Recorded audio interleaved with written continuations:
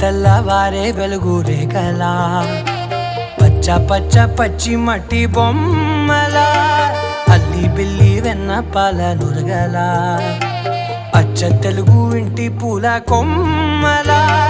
దేవదేవుడే పంపగా ఇలా దేవతే మా ఇంట అడుగే పెట్టెనంట బ్రహ్మ కళ్ళలో కాంతులే మా అమ్మలా మా కోసం మళ్ళీ లాలి పాడేనంట. వచ్చిందమ్మా వచ్చిందా